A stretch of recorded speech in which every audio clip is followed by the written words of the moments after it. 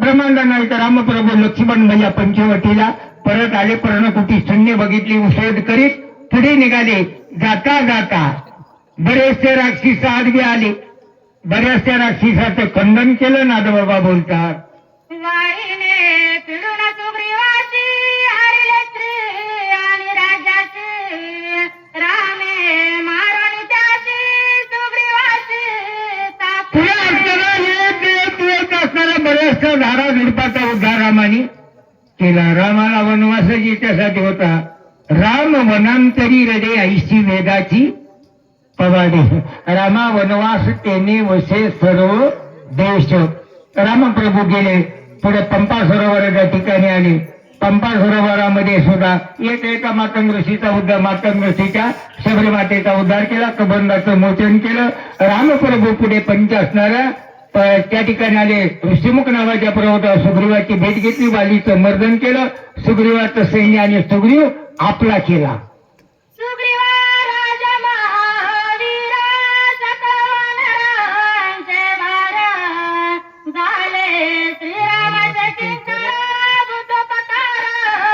राजा सुग्रीव असणारा त्या ठिकाणी रामाचा बंद उपकारी बनला. 18 पद्म वानरा सहित रामाला शरण गेला. रामाचं कार्य करण्याकरता सुग्रीव तयार झाला.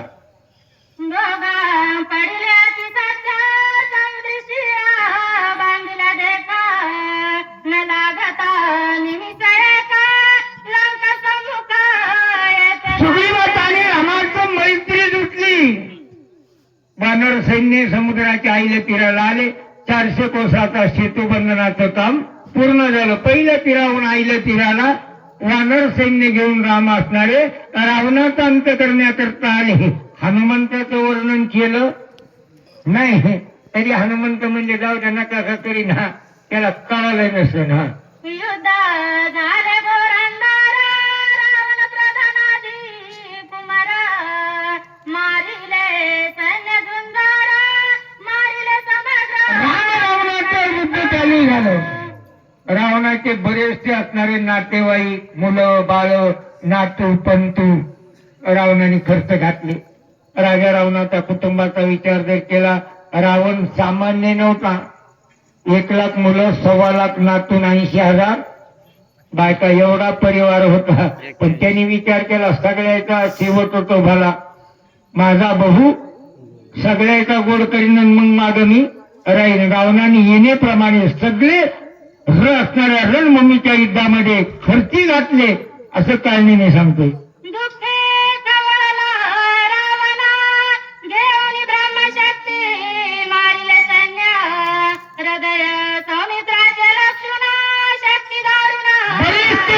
मरण पावले. राजा रावण दुःखाने तळमळ करू लागला. शेवटला प्राणावर वेळ आली आणि आपल्या सख्या भावाचा घात करण्याकरता ब्रह्मदेवानी दिलेली ब्रह्मशक्ती प्रेरित केली. लक्ष्मणाला मारण्याकरता नाही, विभीषणाला.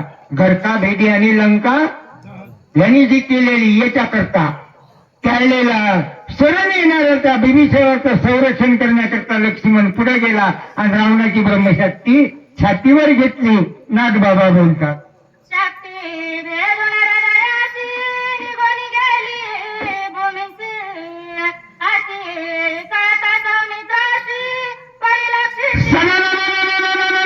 शक्ती आली. लक्ष्मणाच्या हृदयाला संघर्ष केला. शक्ती लागली, शक्ती निघून गेली. रामाने निर्वैरत्व प्राप्त केलं. नाथबाबा बोलतात,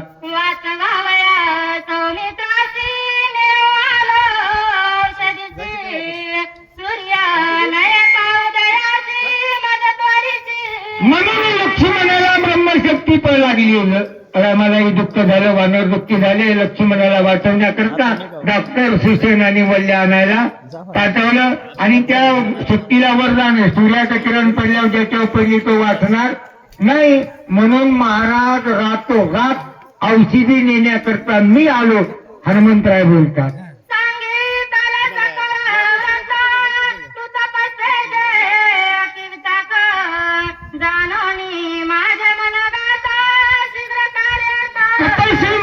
तुमच्या मुखातून मी सगळी कथा ऐकली, धन्य झालो. पण महाराज पुढेही बहुत करणे आई लवकर मला परवानगी द्या, बरंचसं काम करायचंय. विलंबन करावं सर्वथा, औषधी सांगावया समजता, भास्कर उदय नयता माझं तत्व. महाराज माझी विनंती, मला उशीर करू नका. तुम्हाला दिवे मिळती, मला औषधी सांगा कुठेशी मिळतात, कोणत्या पर्वतावर औषधी लवकर सांगा. काळनिमीला हनुमंतराय बोलतात. सावन दर्शन मुनिवरा सुखान कोटी माझं कपिंद्रा, करोनी पासी पाहुणेरा निरोप सत्वरा. हनुमंतराय सांगतात त्या राम भक्ताविषयी किती प्रेम आहे. काळनिमी महाराजांना तुमचं वर केलं.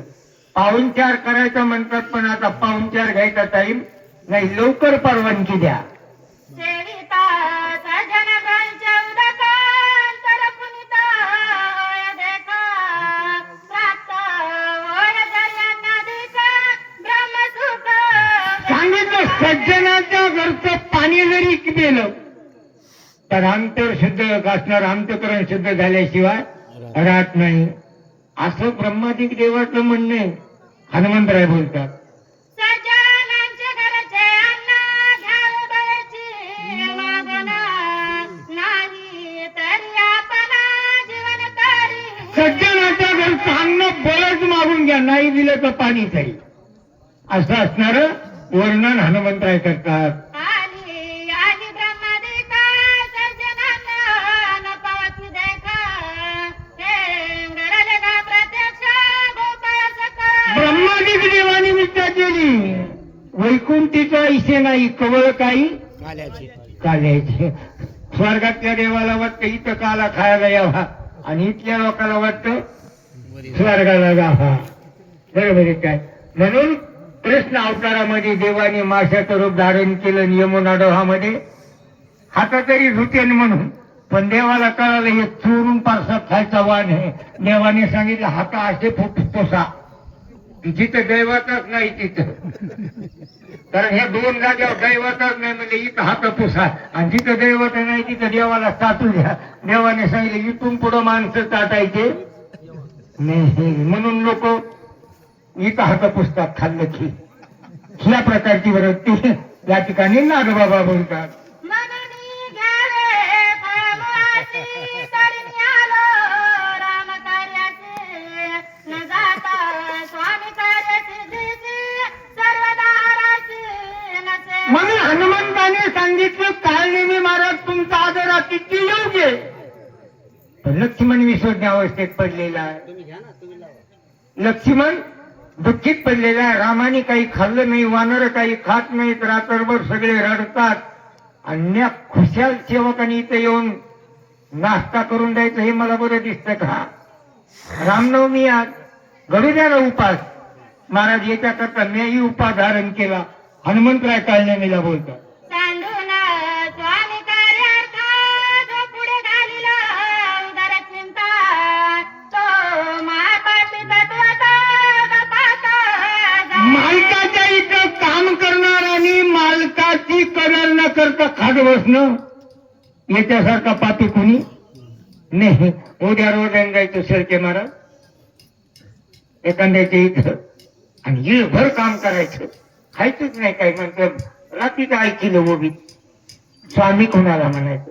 स्वामी तिन्ही जगाचा स्वामी त्याला म्हणायचं. हे नाही, ते काम करून स्वामी नाही. जे ते हात उद्धार करते त्रिलोक्यात अधिकार द्याला असे सद्गुरू. सद्गुरूची कामाची क्रिया बाजूला ठेवून जर आपण आपलं पोट भरायलं ते योग्य नाही. नागबाबा बोलतात.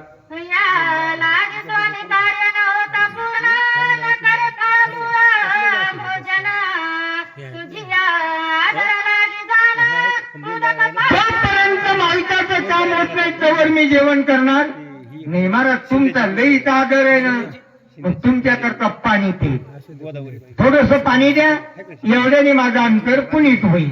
काय कोणी कपीच्या वचनाची राक्षस सुखावला मानसी, अनयाचे पाळला मृत्यूची सरोवर उदक. हनुमंतराने पाणी मागितलं, काळनिमीला कळालं. ती म्हणला ज्याला गोळानी मरत त्याला ईक द्यायची गरज नाही. पाणीच मागितलं, सरोवरात पाणी प्यायला गेला ते आपोआप मेल्याशिवाय राहणार नाही असं काय नेहमीच्या मनात. न्यायचा निश्चय मानून पूर्ण बोलिले कपिचे वचन स्वामी कार्य न होता जाणा आपण याच्याकरता मालकाचं काम पूर्ण